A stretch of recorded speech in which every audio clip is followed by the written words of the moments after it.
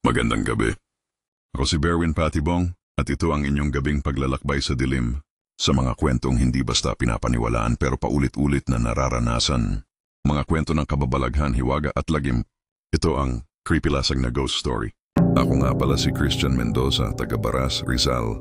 Ibabahagi ko lang ang isang karanasan ko noong nag-brown out dahil sa bagyo. Mga bandang 9th measure ng umaga, nagsimula na ang malakas na ulan. Wala pang kalahating oras, 9:30, biglang nag-brown out. Wala kaming flashlight noon, isang lighter lang ang meron sa bahay. 2 palapag ang bahay namin. Nasa bundok pero binabaha rin dahil sa kanal sa gilid. Inutusan ako ni Mama na umakyat sa 2nd floor para kunin ang mga kandila. Habang paakyat ako sa hagdan, biglang bumigat ang pakiramdam ko, para bang may nakadikit na malamig na hangin. Hindi ko na lang pinansin, tuloy-tuloy ako. Pagdating ko sa taas, may narinig akong psst, psst, 2 beses. Nilingon ko pero wala naman akong nakita.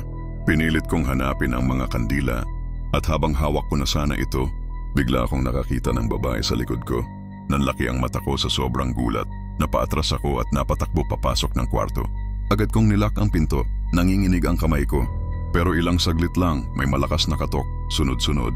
Parang gigiba na ang pinto. At ang mas nakakatakot, bigla na lang siyang bumukas, kahit alam kong nilak ko. Sa pagbukas, isang matandang babae ang nakita ko. Mataba, maputla at may malamlam na mata. Sabi niya sa mabigat na boses, "Tulungan mo ang pamilya ko." Naondoy kami. Nalunod kami. Doon ako tuluyang napatulala.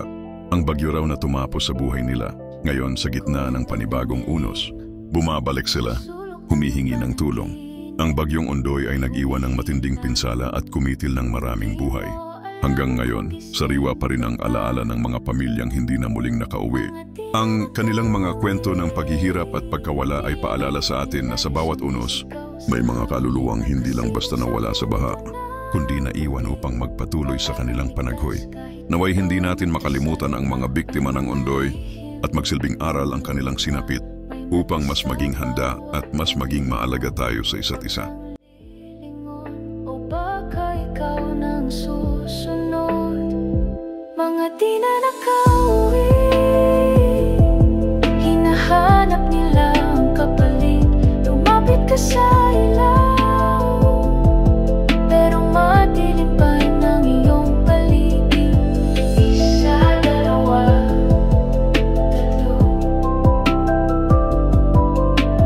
naririnig ka na nila.